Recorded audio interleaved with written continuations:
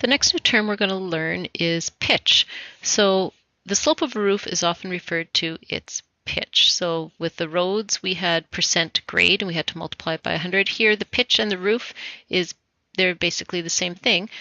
But if we have a slope of 5/8, 5/8, the pitch is 5/8. So remember when you did ratios in grade 10, you talked about 5/8, or you could have 5/8, two different ways of writing it.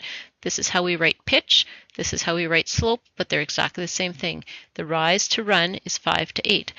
So we want to know how wide the shed is. So we want to know the whole width of the shed. If the pitch of the left side is 3 to 4 and the pitch of the right side is 8 to 9.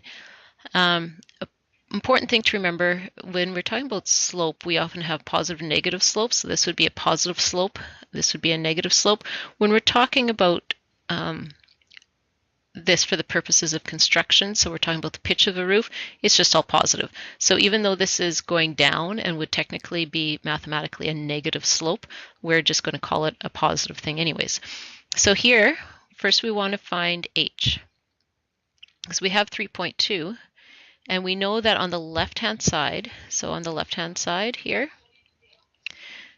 the pitch is 3 to 4. So the rise to run is 3 to 4, and that equals, well, we don't know the rise, that's h, and the run is 3.2, just solving a proportion. So again, we can cross multiply.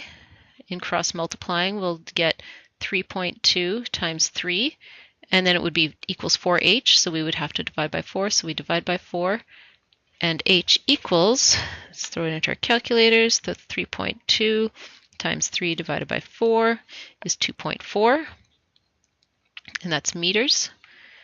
And then we can use this information to find L, because on the right-hand side, our rise over run is 8 over 9.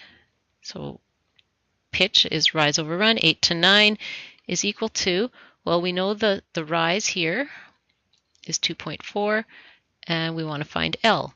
So again, L is equal to, cross multiply, 2.4 times 9 divided by the thing that's diagonal from L, and throw that into our calculators. So 2.4 times 9 divided by 8, and we get 2.7. So L is 2.7 meters. Now go back to the question, how wide is the shed? It didn't ask for L, it wants how wide the shed is.